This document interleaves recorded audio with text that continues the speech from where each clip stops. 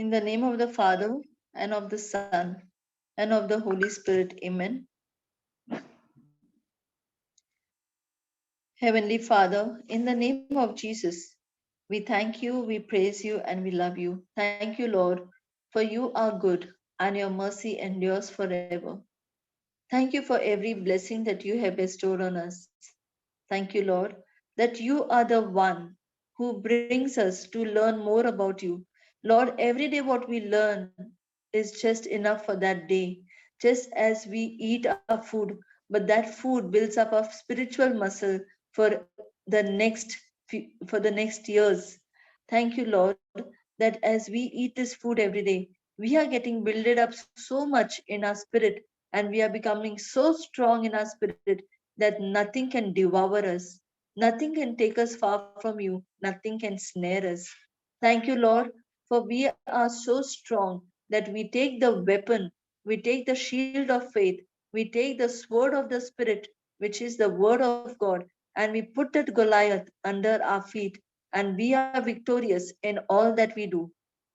We come into an agreement with all we said, Lord. And thank you, Holy Spirit of God, for taking over, for teaching us, for bringing more revelations, for bringing more truths, for bringing more examples, for making this teaching so very easy that every child of yours who hears now understands, and who will hear in the future will understand and be blessed in all that they hear, in all that they do.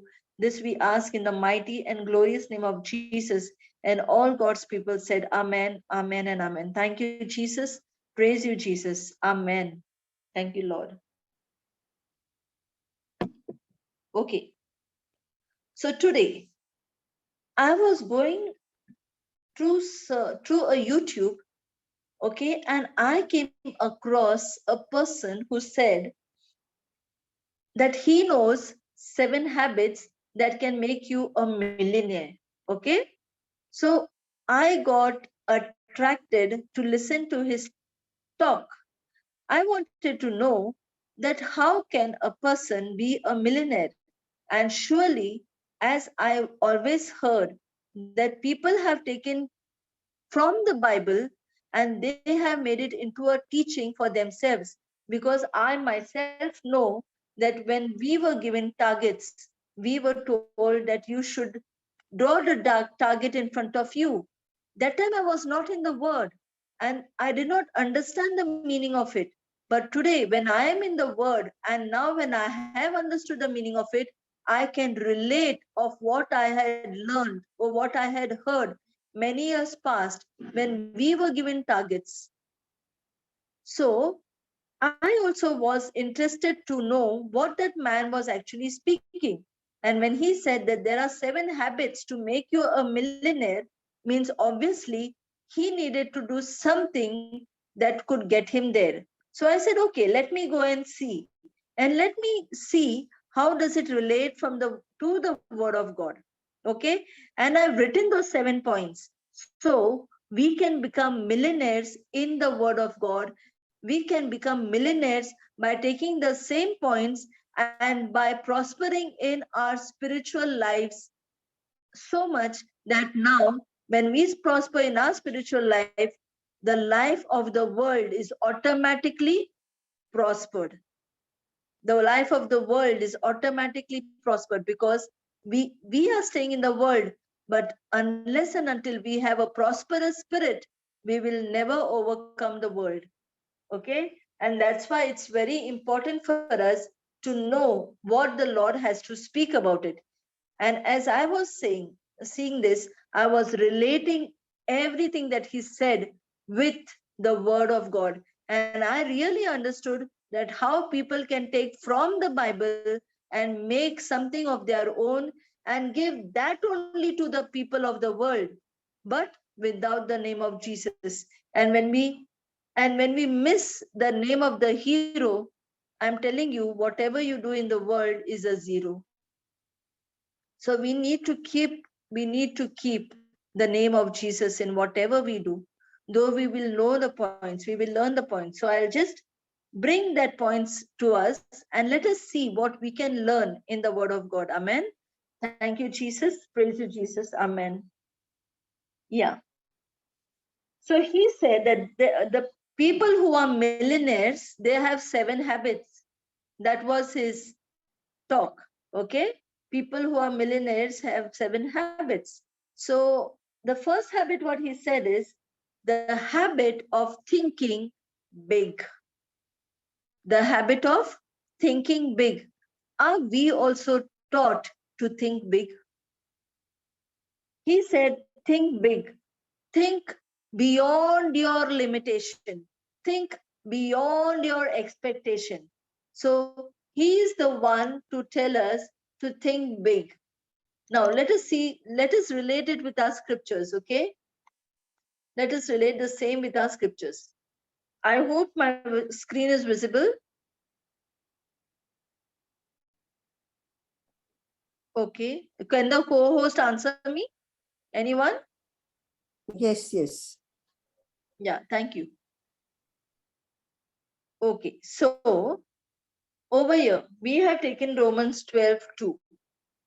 Romans 12:2 says, and be not conformed to this world, but be you conformed to, but be you transformed by the renewing of your mind, that you may prove what is good, acceptable, and the perfect will of God.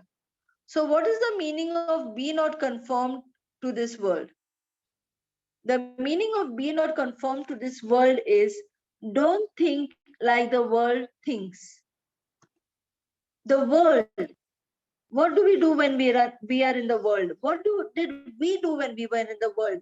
We taught exactly like how somebody else taught. If somebody else is thinking, this is my capacity, I cannot go for a housing loan. This is my capacity, I cannot go for a car. This is my capacity, I cannot think of a bungalow. This is my capacity, my children cannot go in a big school. This is my capacity, I cannot get married in a lavish way. Now, this is all the thinking of the world. If somebody would be in the world, he would say, this is not my capacity that I can heal somebody. Why? Because you are not yet in the world, you are in the world, and the people of the world think according to their capacity. And that's why Romans 12:2 says that do not be conformed to the world, but be you transformed by renewing of your mind. What is the meaning of renewing? The meaning of renewing of mind is look into the word of God, look into the promises of the Lord.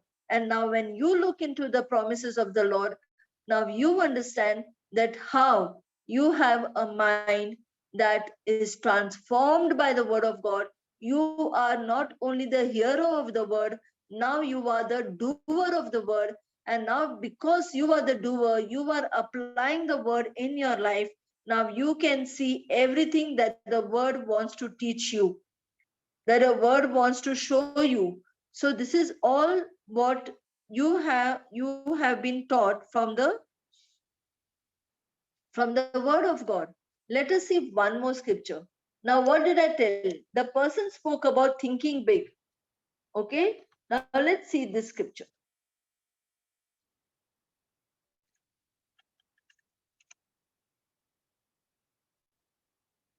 Can we see this?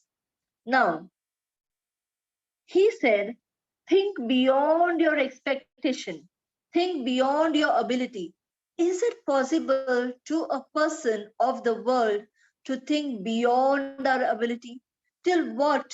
Till what can my expectation go? Till what can my ability go? Till where can I think? But my Master God, who is a master planner, he can think even more than what I can think. And that's why this verse, the scripture tells us that now unto him that is able to do exceedingly abundantly above all that we can ask or think. Even if we are in the word of God, even if we think, if we want to think more than our capacity, our capability, yet somewhere we go and we stop. Yet somewhere there will be, there will be a ending point for us where we can think.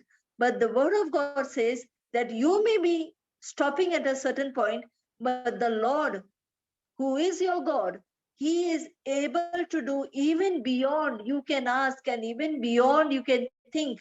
So exceedingly and abundantly above all that we ask and think, He is doing according to His power that works in us. That works in us. So the word of God gives us this assurance. We do not only have to think big, but now our God, as written in Jeremiah 29:11, our God, who is our creator, He thinks more abundantly in His plans in our life. And that is what Jeremiah 29:11 says. For I know the thoughts, I know what to give you. I can do everything for you in my own plans.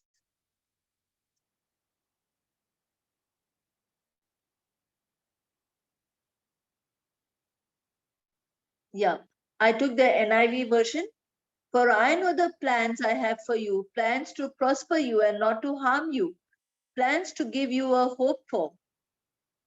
Okay, so the Lord, who is our master planner, has His plans already. But why is He then telling me? Why does the Lord tell me that you plan first?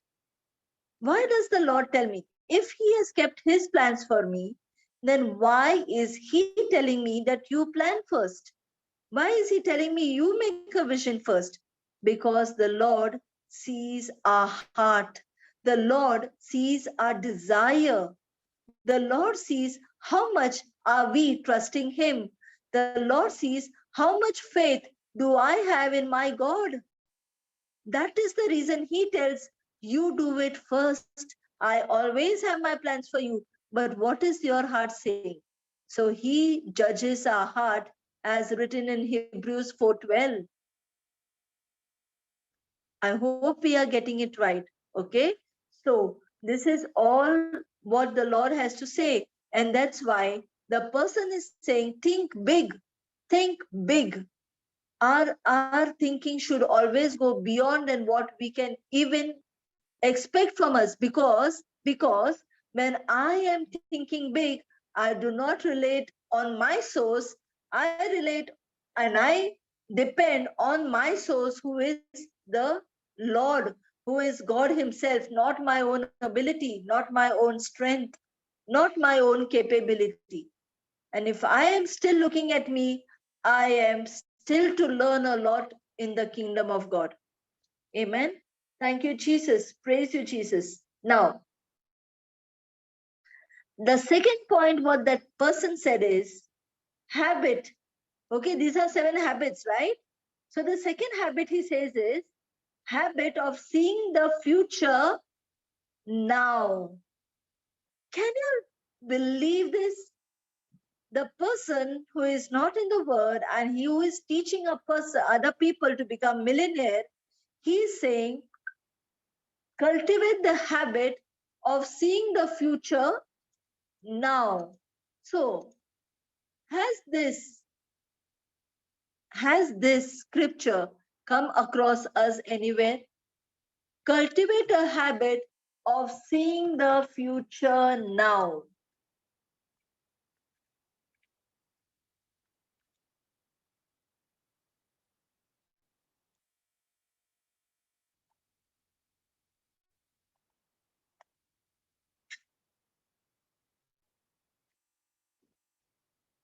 Where is it gone, King James?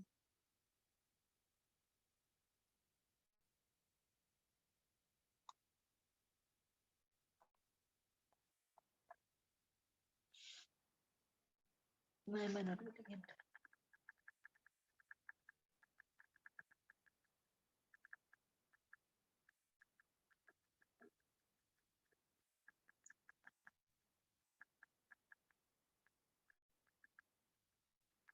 Sorry for the silence. Okay, this was actually going away from me. That's why. Yeah, it's Romans 4:17.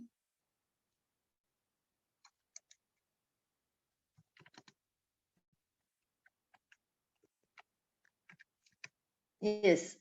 So Romans 4:17 says, what did that person say? The person said, do the habit of seeing the future now. Do. Have I always said, in my teachings, live your vision now. Did I always say this? Live your vision now. We need to live our vision. And that is exactly what I got to hear from somebody else in the world. He's saying, make a vision and live it. Live it now. So he's saying, if you want to think that your business has prospered, you live it now. If he's saying, if you are jobless, you live your job now. Live in that job now. You have to see that you are working with your colleagues. You are going for you are taking interviews. You are talking to your subordinates. If you are financially not strong, we need to leave our vision by seeing that we are prosperous. We are giving people out of our abundance that the Lord has blessed us with. So everything what the person was speaking is now, and exactly this is my teaching always, that we need to live our vision. If there is a problem between a husband and a wife, I know that you can see your problem. I know, but can you live that vision now? Can you look that when you are even sitting alone on the dining table, your husband is not with you, your wife is not with you, but you are in your spirit, in your vision, living that moment now and seeing that your husband is with you, your wife is with you, you are feeding each other, you are loving each other, you are eating from each other. Can you see that? Can you live that? And can you be joyful in that? Can you do that? We need to live our vision now. And that is what the scripture says. Now, faith is the substance of the things hoped for. Now, faith is now. Your vision is now. You know, why am I stressing so much, people of God? Today, when I seen the same teaching given by somebody else who is out of the word of God, people are going and following that person. People are going and following that person from where the teaching is actually from the word of God. It is taken out of the word of God and given to the world to prosper in life, whereas the word of God has already told us this many years, centuries ago. And when that caught my eye, I said, how can people be so blinded that they are not ready to listen to the word of God, but they are ready to listen to the world, giving the word of God in a different platter, giving it in a different plate, giving in a plate which is sugary. Whereas the same word of God teaches us the same thing. So when are we going to learn this? When are we going to start believing in the word of God? It depends on me. My God has already told me, make a vision in Habakkuk 2, verses 2 and 3. My God has already told me in Romans 4:17 that call for things as though they were not, as though they were. What is the meaning of that? They are not there now. The things are not there now. But I am calling them and I am living that moment now as though they were. This is my understanding. When am I going to change my thinking? When am I going to renew my mind? That is my thinking. It all depends on me. Many of us, okay, many of us, we say, I am in the word. I know that God has already done it. God has already done it. But in your heart, you know it is not done. And that's why we cannot see anything. The Lord judges the heart. The Lord does not judge what comes from your mouth. Remember that. The Lord goes right deep inside and he judges the heart. If you are not getting something in your life, it's look into your heart. What is your heart saying? Is your heart really 100% believing the word of God? Even if there are trials and tribulations and circumstances and people against you, really? Let us look at ourselves. The third point what that person gave is learning new things. The third point the person is giving is learning new things. Now, what is the meaning of learning new things? When I'm into the word of the Lord, the meaning is I do not get stagnant where I am. As I started even before I could start my teaching, I told this word, we cannot say that I know everything. The moment, the day you said I know everything is the day where the enemy has snared you, where the enemy has tapped you. If you are not going to attend any session saying I know everything, finish. You are taken for a big merry-go-round, a big giant wheel. So never say I know everything. I don't need to listen to this. I don't need to hear this. I know what it has to say. Because if you know what it has to say, even that one scripture can change your life. So Proverbs 1:5 says, a wise man will hear and will increase learning, and a man of understanding shall attain unto wise counsels. So what is written? The word of God is saying, increase your learning. Don't be stagnant. Don't just wait. I know everything, so I don't need to learn. No, there is a lot more to learn. There is a lot more to discern. And there is a lot more to understand with that learning. Not just learn for the sake of learning, not just learn to tell everyone, I know this and I know that. How much are you? How much are you inculcating that learning into your life? How much are you applying that learning into your life? How much are you a doer of the word into your life? That is learning. And you know what is real learning? This is what the Lord says. Learning is when you teach somebody, because when you teach somebody, you learn twice. When you teach somebody, you learn twice. Because the first one is what you learn for yourself, and the second one is what you are learning from yourself.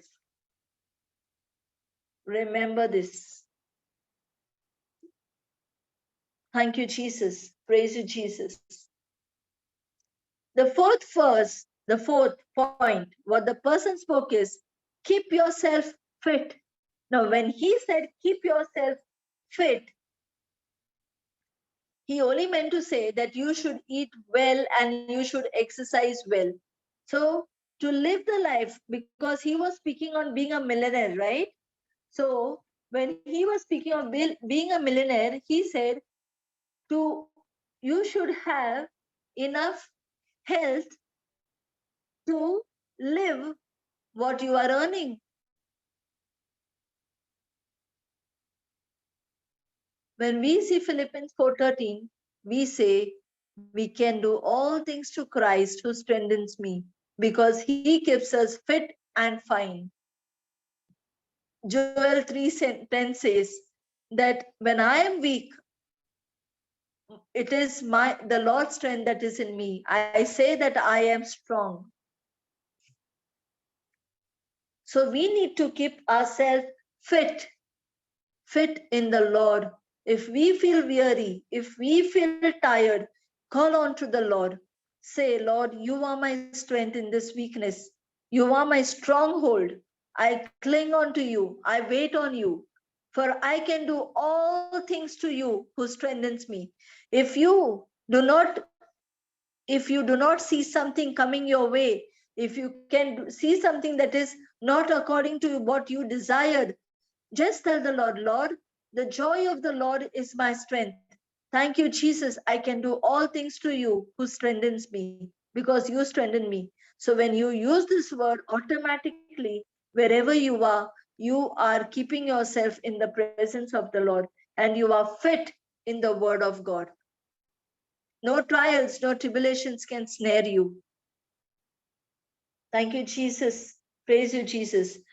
The fifth point, what that man said is take risk. Take a risk. You know what he meant by saying that? He said, if you need to do a new business, you can even take a risk of leaving your job and going in that business. He said, take risk in your life because without a risk, you cannot do anything. Now, what does the word of God tell us in taking risk? Do we, do we do this what the Lord has told us? We also have to take a risk when we go and when we need to go and give the word of God to somebody. It is also our risk when we go and pray for somebody. You know why? Why am I saying risk? Because many of us think that when I go and teach somebody, it is me. When I go and say a prayer for somebody, it is me. When you are going to do something of your own accord, it is a risk. Put the risk on the Lord. Tell the Lord, I am going here because you have ordained me to go. You have chosen me to go. I am going to enter into people's life because of you. I am going to go and talk to a stranger because of you. When I see somebody weary, when I see somebody crying, when I see somebody in disorder, when I see somebody unhealthy, when I see somebody needs a prayer, Lord, I am here to give you my 100%. And I go to that person, even if I don't know that person, I go and speak to that person about you and not me, Lord. It is on your accord that I'm going because you are taking every risk and canceling that risk for me. So nowhere will you be in trouble when you go in the name of the Lord. And that is what exactly the word tells us. That the Spirit of the God of the Lord has anointed me. He has given me the audacity to preach the gospel. He is my boldness. With whose strength are you going to tell people? If you are going in the strength of the Lord, believe me, you are successful in all that you do. That is a big risk, but taken in confidence of the Lord. So don't depend on your own accords. Don't depend on yourself. Depend on the Lord. Walk in the name of Jesus. Move ahead in life. That is all what we have to take. If there is a cliff, you cannot tell the Lord, Lord, I am taking a risk and falling down off the cliff. No, the Lord cannot stop the gravity for you. You cannot be in that understanding. I am taking a risk. Okay, down it will be a bed of roses for me because I am jumping in the name of Jesus. No, that is not the type of risk that the Lord is asking you to take. And very well, it is even written about the cliff that instead of standing on a cliff, take yourselves and go and preach the word of God. Take the risk, take yourself, and instead of testing the Lord, you test the Lord by giving the word of God. So I really hope that I am getting clear on whatever is being taught. I actually wanted to take this teaching and make understand everyone what we need to do in our daily lives. Let's see 1 Corinthians 10:12.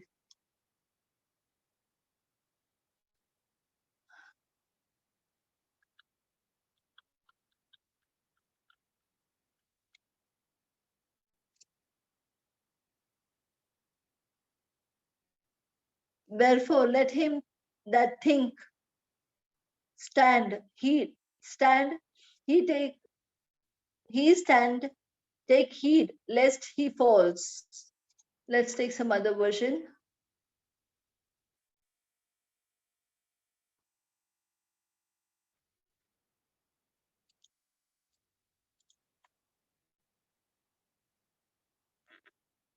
So if you think you are standing firm, be careful that you don't fall. Okay? So if we think that we are standing firm in the word of God, we should not be so overconfident that we can fall. Okay? So that is what the Lord is saying. If you think you are standing firm, be careful. Be careful that you don't fall. Don't take the word of God and don't do something that goes as per the world system. Don't do something of the world and don't fall into the snare of the enemy. Don't fall into the trap of the enemy. Okay? So don't take that risk of your life. Don't take that risk. We need to stand firm only and only in the word of God. And that is what I took an example. We cannot stand on the cliff and say, Lord, I know all your scriptures. So now I will fall from here and you are going to save me. No. I know Psalm 91, the angels will come and save me. No. So we cannot act foolish. We cannot be foolish by standing on a cliff. Instead, we take the same word of God and we move where the people of God need his word and be firm in his word. Amen. Thank you, Jesus. Praise you, Jesus. Then the person went to say, create a habit of me time. Now, when he said, create a habit of me time, he meant to say that keep some time for you. Keep some time for you.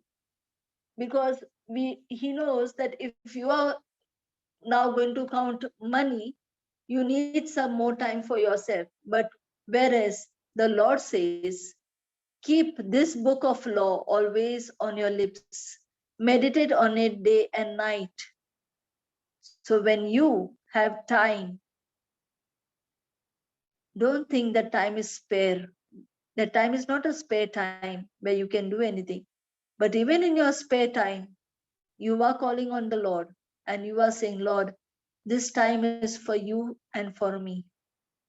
This time where I don't hear to sessions, this time where I don't talk to people about you, this time is just you and me. And I want to be in your presence, Lord. I want to learn and talk to you, Lord. I want to tell you all that I've gone through in my day to day. I want to tell you something is coming against me. I want to tell you my heart's desire. I want to tell you that I give myself to you. It is me, Lord. It is my time and your time. Because if you make only one time, that is a me time, in that me time, even the enemy can come and make your time a very favorable time in the world. Remember that. That's why we need to have a time not with the enemy, but with the Lord. Amen. Thank you, Jesus. Proverbs 4:4, verses 20 to 21 says, my son, pay attention to what I say. Turn your ears to my words. Do not let them out of your sight, keep them within your heart. So even if we want a me time, the world calls it as a me time only for me, time only for whatever I want to do, I want to think, time only for to make a new plan, a new future. So that me time, celebrate with you and me time, that is the Lord and me. Because when the Lord, as Proverbs 4:20 and 21 said, let not my words go out of your sight, keep them in your heart. When the word of the Lord is in my heart, always when I am alone, I am not alone. The Lord is with me, because the scripture also says that I will never leave you nor forsake you. So let us understand that the Lord is always with us. It always depends on how much I want to give my time to the Lord. Do I want only a me time, or do I want a you and me time? This is the difference between the people of the world and the people of the word. Amen. That is a difference. So we need to see at that. Thank you, Jesus. Now, the seventh point shocked me. Okay. I will.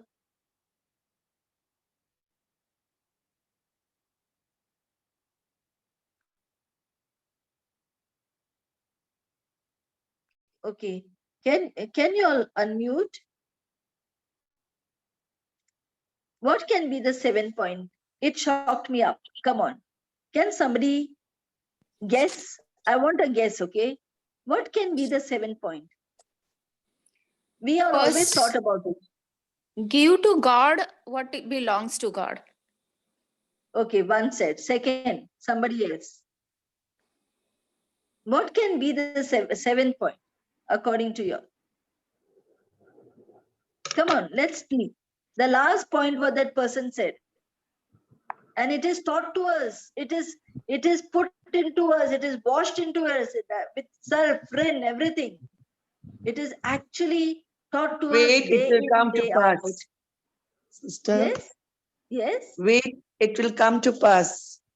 Okay, second point done. One more. Come on, try. Try, people of God, try. It is from the word of God, something that he said. Come on. Give and it will be given to you. What shall I say? It's amen.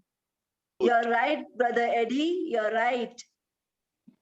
It actually, the 7 point what that person said is give, give. And he added to that, when you give, you will get everything that you want. He added to it, and I was highly surprised by what he said. I said, wow. I said, even the people of the world is teaching somebody else to give. And then he added to that, when you give, you will be finding that you are in more abundance than what you need to be. He said, do not even think how much you're giving, just give. And I said, wow, Lord, it is everything that you teach us. He is telling us to do, but he is telling it in a worldly way. And people are listening to him, and people are thinking, wow, that preacher, that teacher, that speaker is so good. And this is how he has given us the 7 steps to become a millionaire. And I am going to do this. But they don't know that they are missing it from the word of God. That same people are not ready to hear the same words, the same teaching from the word of God, where the Lord has already told. And now we have a backup support. Who is that backup support? The backup support is Jesus himself. When we are going to do everything on the word of God, and now when we keep Jesus as our source, when we keep Jesus as in the center of our lives, Jesus is the one who's going to do it for us. Jesus is our strength. Jesus is our hope. Jesus is our faith. Jesus is everything that we want. And Jesus is going to bring everything for us to pass. We need to only do what he has told us to do and rely on him. Whereas the people who are going to take the same 7 points, they are going to rely on whom? They are going to rely on themselves. That is the difference. That is the biggest difference. When I am doing it on my ability, I am going to fall. When I am going to do it on God's ability, I am going to soar like an eagle. And that is the difference between them and us.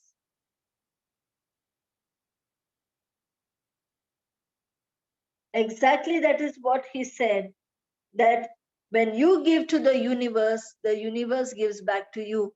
But no, we don't give it to the universe, we give it to God. We sow it in the kingdom of God when we help others. And God doubles it up and he gives us a good measure, pressed down, shaken together, running over. This is the promise of God. This is not what he said. He said, you just give and it will come back to you. But my God says, you give and I will give you back, good measured, pressed down, shaken together, running over into your own bosom, into your lap. So imagine people are taking the knowledge of the word of God and giving it to the world without adding the name of Jesus. But we should be so very confident, so very sure now that all that the Lord tells us, the Lord accomplishes us. And if we take the same things and we do it in the kingdom of God, we are much, much more prosperous than anybody else in this world because we got Jesus with us. We are already millionaires. We are billionaires. We are not just millionaires. We are billionaires because we have Jesus with us. And when we have the King with us, the King who created the heavens and the earth, who can go against us? Who can be against us? Greater is he that is in us than he that is in the world. So, my dear brothers and sisters, we are blessed to be a blessing to the nations. Take this blessing, and before the world, before the enemy can snare your brother and sister, you go as a blessing in somebody else's life. Give them these teachings. And I am telling you, you will see your life changing. You will not only see your life changing, now you will see your family's life changing. Your brother, your sister, your parents, your children, your husband, your colleagues, everywhere there is a change just because of you. Because now you are not just a blessed, you are a blessing to the nations. You walk, and when you walk, an anointed child of the Lord is walking in the presence of God. And when you stand in the presence of God, every mountain that is coming before you, even if it is in somebody else's life, that mountain melts because of you. So go with the word of God and be victorious in the word, my dear brothers and sisters. Go before the enemy catches somebody else and snares them. You go before them and tell the Lord, Lord, I want to do it. I want to do it. Make me your instrument that I go and reach in people's life. I want to be there, Lord. I surrender myself to you, Lord. I am giving myself totally in your hands. Take me, Lord. Show me where to go. Bring people to me. Bring people that who need your help. Bring people who need your work, your words in their lives, so that the enemy does not snare them by taking your own words and giving it to them by putting the worldly sugar. Let us pray like this, my dear brothers and sisters. Let us save people from going into snare, from going into trap. Only it is we. We are the chosen ones out of these millions and millions. It is we who need to take the word of God, take the support, take the strength, take the wisdom, take the guidance of God and go to our people so that no one from the world can teach them, but we from the word can teach them. Amen. Thank you, Jesus. Praise you, Jesus. Heavenly Father, in the name of Jesus, we thank you, we praise you, and we love you, Lord. Thank you for making us a blessing, Lord. As I came across this particular video today, there are many more videos in the world which snare your people, which trap your people, and people are just following this and getting snared, and then they go into a very depressed mode just because they are doing it of their own accord.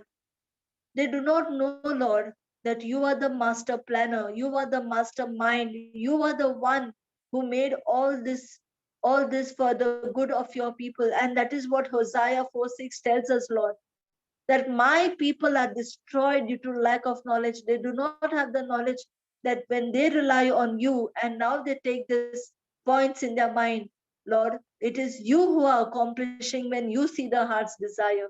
And it is not their ability, but your ability that walks with them. Lord, even before the enemy can trap them, take us to them, O Lord. Take us to them. We are ready. We are ready to walk with that foot of the gospel, reach to people, put the armor of the Lord upon us, take the shield of faith with us, walk with that helmet of salvation, put the breastplate of righteousness upon us, wear the belt of truth, Lord Jesus.